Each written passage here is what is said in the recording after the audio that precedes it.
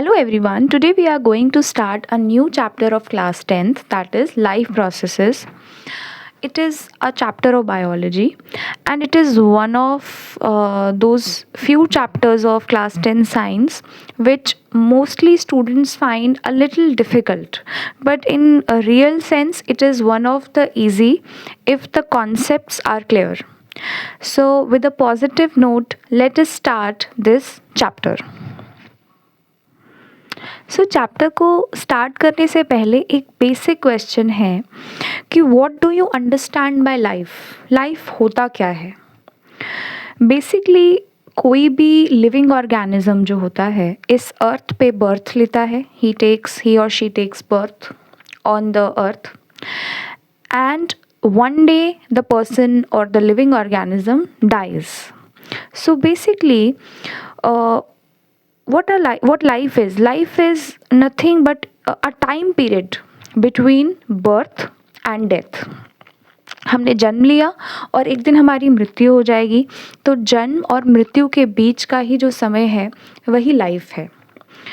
और हर एक living organism का जो लाइफ स्पैन होता है वो डिफरेंट होता है। कुछ लिविंग ऑर्गेनिजम्स ऐसे होते हैं जो हंड्रेड्स ऑफ ईयर्स तक ज़िंदा रहते हैं और कुछ लिविंग ऑर्गेनिजम्स ऐसे होते हैं जो कुछ मिनट्स में या कुछ सेकंड्स में ही उनकी डेथ हो जाती है। So life span different organisms का डिफरेंट लाइफ स्पैन भी होता है। अब किसी भी आदमी को या किसी भी लिविंग ऑर्गेनिज्म को लिविंग रखने के लिए उसके शरीर के अंदर कुछ ना कुछ ऐसे प्रोसेसेस होते हैं, देयर आर सर्टेन प्रोसेसेस जो उसको ज़िंदा रखते हैं। सो आइए समझते हैं। All living organisms have a certain common characteristics such as growth, breathing, eating food, reproducing, responding to external stimuli, having self-conscience, etc. These characteristics distinguish them from the non-living things. क्या मतलब है इसका? जितने भी लिविंग ऑर्गेनिजम्स हैं उनके कुछ common characteristics है जो कि हर लिविंग ऑर्गेनिज्म में सेम होते हैं। जैसे कि हम सब की ग्रोथ होती है। जब हम पैदा हुए थे तो हम छोटे थे, लेकिन आज हम वैसे नहीं दिखते। We don't look like a baby. तो हमारे शरीर में ग्रोथ हुआ, इंटरनल ग्रोथ हुआ है। लेकिन 10 साल पहले अगर आपने कोई सामान अपने घर में ख़रीदा था, उसका आज भी शेप और साइज़ वैसा ही होगा। हाँ, ब्रोकन ना हो तो वो अलग बात है, लेकिन उसका जो बेसिक स्ट्रक्चर होगा वो अभी भी सेम होगा। लेकिन लिविंग ऑर्गेनिजम्स जो होते हैं दे रैपिडली अंडरगो ग्रोथ। सिमिलरली जितने भी लिविंग ऑर्गेनिजम्स होते हैं दे ब्रीथ, हम ब्रीदिंग करते हैं, हम इनहेलेशन एंड एक्सहेलेशन करते हैं। We eat food, all of us eat food. We require food for our nutritional requirements. All the living organisms also reproduce. We produce our offsprings. Then we also respond to external stimuli. External stimuli का क्या मतलब है? जैसे हम अपने environment के हिसाब से रिएक्ट करते हैं।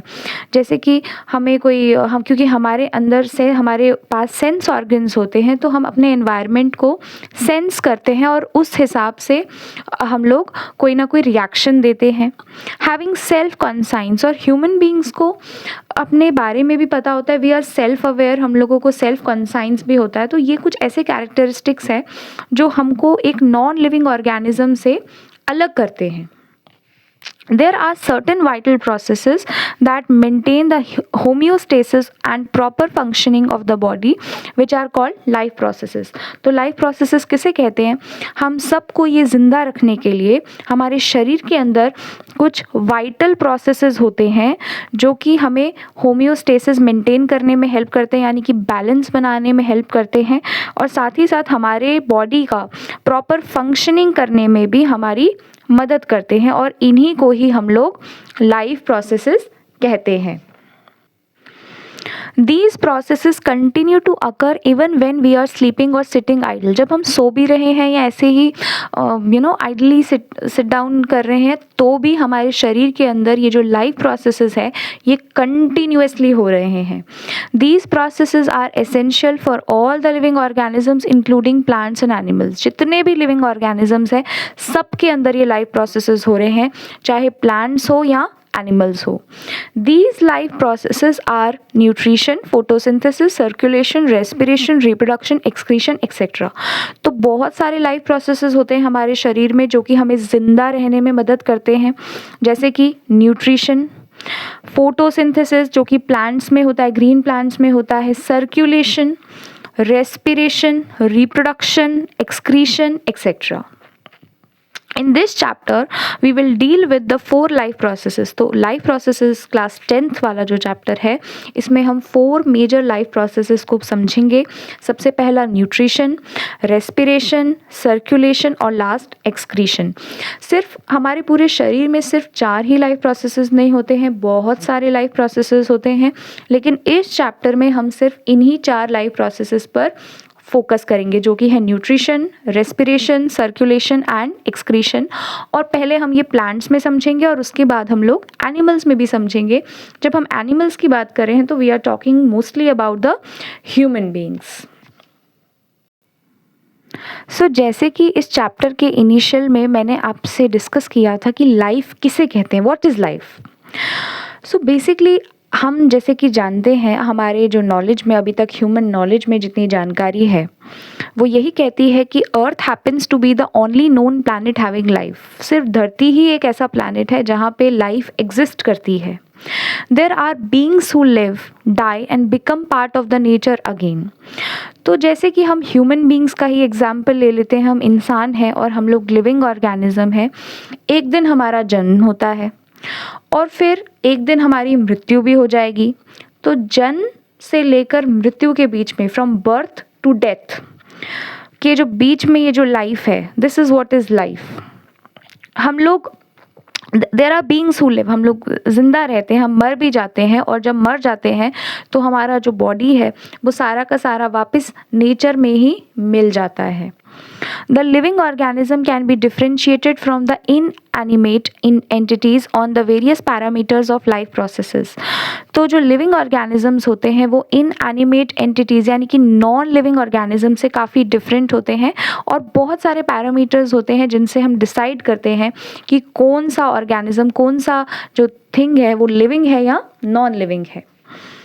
तो एक लिविंग ऑर्गेनिजम्स के कुछ कैरेक्टरिस्टिक्स होते हैं कि हम देखकर पता करें कि ये आदमी या ये जो चीज़ है ये लिविंग है या नॉन लिविंग है. तो कैसे हमें पता चलता है कि कोई चीज़ लिविंग है या नॉन लिविंग है.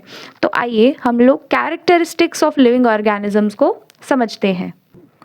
तो सबसे पहले तो सबसे इम्पॉर्टेंट ये है कि जो लिविंग ऑर्गेनिज्म है वो सेल से बना हुआ है. It is made up of cell. उसकी जो कॉम्पोजिशन है वो सेल्यूलर है. अगर मल्टी सेल्यूलर नहीं है तो यूनिसेल्यूलर है. कम से कम सिंगल सेल से तो उसका कॉम्पोजिशन होगा ही. जो आपके घर में चेयर है या टेबल है वो नॉन लिविंग थिंग है बेसिकली. तो क्या आपको लगता है कि वो सेल से बने हैं? बिल्कुल नहीं, वो सेल से नहीं बने हैं. लेकिन जितने भी लिविंग ऑर्गेनिज्म है, चाहे यूनिसेल्यूलर हो या मल्टी सेल्यूलर हो, they are made up of cell and cell is the basic unit and structural unit of all the living organisms. तो ये पहला कैरेक्टरिस्टिक हो गया लिविंग ऑर्गेनिज्म का.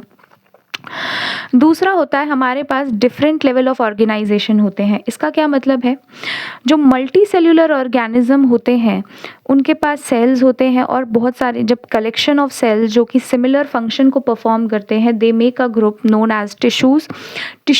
सिमिलर टिश्यूज़ जिनका सिमिलर फंक्शन होता है, they form the organs. Organ से ही ऑर्गन सिस्टम बनते हैं और बहुत सारे ऑर्गन सिस्टम से ही एक कंप्लीट ऑर्गेनिज्म का निर्माण होता है. तो ये भी सिर्फ एक लिविंग ऑर्गेनिज्म में ही होता है. Third, reproduction. Living organism reproduce करते हैं, अपने नेक्स्ट जनरेशन को प्रोड्यूस करते हैं. Non living organism they don't reproduce. हमारा बेड दूसरे बेड को पैदा नहीं करता, लेकिन इंसान या बिल्ली अपने बच्चों को जन्म देती हैं, डॉग्स अपने बच्चों को जन्म देते हैं, पिजन्स अपने बच्चों को जन्म देती हैं, फिशेस अपने बच्चों को जन्म देते हैं, बैक्टीरिया रिप्रोड्यूस करते हैं। तो चाहे सिंगल सेल्ड ऑर्गेनिज्म हो या कॉम्प्लेक्स मल्टी सेल्यूलर ऑर्गेनिज्म हो जैसे ह्यूमन बींग्स, हम सब रिप्रोड्यूस करते हैं अपने नेक्स्ट जनरेशन को, ऑफस्प्रिंग को वी ऑल प्रोड्यूस। तो ये भी एक लिविंग ऑर्गेनिज्म की ही निशानी है। This is a characteristic of a living organism. Non living organism can never reproduce. Fourth is obtain and utilises energy. हम लोग एनर्जी को ऑब्टेन करते हैं, यानी हम फूड खाते हैं। हम लोग कैसे एनर्जी को ऑब्टेन करते हैं? We eat food. हम टेस्टी खाना है इसलिए खाना नहीं खाते, बेसिकली हम लोग खाना इसलिए खाते हैं क्योंकि वहाँ से हमको न्यूट्रिशन मिलता है, हमको एनर्जी मिलती है। और ये भी एक कैरेक्टरिस्टिक है ह्यूमन बीइंग का, एक लिविंग ऑर्गेनिज्म का। Then fifth is growth and development. तो ग्रोथ एंड डेवलपमेंट, और कैसी growth? Internal growth. Basically internally we grow, हमारे ऑर्गन्स ग्रो करते हैं, हमारे सेल्स ग्रो करते हैं, हमारे मसल्स ग्रो करते हैं, और हमारे हम वी ऑलवेज डेवलप, हमारा कॉन्स्टेंट डेवलपमेंट भी होता है। So these are the features of living organism. इसके साथ ही लास्ट फीचर है that we also respond to the environment. ऐसे नहीं है कि अगर हमको अपने वातावरण का फ़र्क नहीं पड़ता, बिल्कुल हमको पड़ता है। हमारे आसपास किस प्रकार का माहौल है, किस प्रकार का एनवायरनमेंट है, इट डेफिनेटली इफ़ेक्ट्स अस, और हम उसके ही हिसाब से एक्शन भी करते हैं। We respond to our external stimuli. लेकिन एक नॉन लिविंग ऑर्गेनिज्म को कोई फ़र्क नहीं पड़ेगा, आप उसको कहीं पर भी रखो, उसको कुछ लेना देना नहीं है, वो कुछ नहीं कर सकता। लेकिन हम लोग जो कि लिविंग है, हम लोग जो है एनवायरनमेंट के हिसाब से रिस्पॉन्ड करते हैं। जब ठंडी हमारे एनवायरनमेंट में ठंड होती है तो हम लोग स्वेटर पहन लेते हैं, लेकिन जब हमारे को क्या कहते हैं, गर्मी लगती है तो हम लोग एसी ऑन कर लेते हैं। तो मतलब हमें एनवायरनमेंट से हमें फ़र्क पड़ता है। लेकिन कुर्सी को आप किसी गर्म कमरे में रखो या किसी ठंडे मौसम में रखो, वो बिल्कुल सेम रहता है, क्योंकि it does not respond to the environment. तो ये 6 कैरेक्टरिस्टिक्स है लिविंग ऑर्गेनिज्म के। I hope you understand them well. तो अब लाइफ प्रोसेसेस बोलते किसको है? The processes which together perform the function of maintenance of life are called life processes. तो लाइफ प्रोसेसेस क्या होते हैं? जितने भी प्रोसेसेस हमारे शरीर के अंदर होते हैं जो कि हमको ज़िंदा रहने में, हमारी लाइफ को मेंटेन रखते हैं, और ये सब इकट्ठे काम करते हैं, दे वर्क टुगेदर, और इनका फंक्शन भी दे कॉम्प्लीमेंट ईच अदर। ये जितने भी फंक्शंस हैं, जितने भी प्रोसेसेस हमारे शरीर के अंदर हो रहे हैं, जैसे कि डाइजेस्टिव सिस्टम हो रहा है, सर्कुलेटरी सिस्टम है, एक्सक्रीटरी सिस्टम है, ये सब मिलके हम सबको ज़िंदा रखते हैं। अगर इनमें से कोई एक भी सिस्टम में कुछ फेलियर हो जाए तो हम लोग ज़िंदा नहीं रह पाएंगे, हम लोग लाइफ सस्टेन नहीं कर पाएंगे। इसीलिए हम इनको लाइफ प्रोसेसेस कहते हैं। Nutrition, respiration, circulation and excretion are examples of life processes. In unicellular organisms, all these processes are carried out by a single cell. क्योंकि unicellular organism में सिर्फ एक ही सेल होता है, तो ऑफ कोर्स एक ही सेल सारे फंक्शन करेगी ना। लेकिन मल्टी सेल्यूलर ऑर्गेनिज्म में क्या होता है, क्योंकि बहुत सारे मिलियंस ऑफ सेल्स से मल्टी सेल्यूलर ऑर्गेनिज्म बनता है, तो उनके पास वेल डेवलप्ड सिस्टम्स होते हैं जो कि इन सारे के सारे लाइफ प्रोसेसेस को कैरी आउट करते हैं और हमारी लाइफ को मेंटेन करते हैं। हमारी बॉडी में बहुत सारे लाइफ प्रोसेसेस होते हैं, जैसे कि आप देख सकते हैं डाइजेस्टिव सिस्टम होते हैं। डाइजेस्टिव सिस्टम में हमारे बहुत सारे पार्ट्स हैं। सिमिलरली रिप्रोडक्टिव सिस्टम भी is a life process. This is excretory system. Excretory system is also a life process. Respiratory system, आप लंग्स देख सकते हैं। These are also respiration is also a very important life process। और फिर आप देख सकते हैं ये हार्ट है और ये सर्कुलेटरी सिस्टम को शो कर रहे हैं। तो circulatory system is also very important life process. इसके अलावा आप एक न्यूरॉन का स्ट्रक्चर देख रहे हैं। तो न्यूरॉन, जैसे कि आपको पता ही होगा, neuron is the basic and functional unit of the nervous system. तो नर्वस सिस्टम भी जो है हमारे शरीर का एक बहुत इम्पॉर्टेंट लाइफ प्रोसेस है। अगर उसमें कोई प्रॉब्लम आ गई या इनमें से किसी भी सिस्टम में कोई प्रॉब्लम आ गई सिवाय रिप्रोडक्टिव सिस्टम के, इन बाकी के जो लाइफ प्रोसेसेस है, अगर उनमें कोई दिक्कत आ गई तो we will not be able to maintain our life और हमारी डेथ भी हो सकती है। अब हम धीरे धीरे करके ये सारे लाइफ प्रोसेसेस को एक एक करके पढ़ेंगे।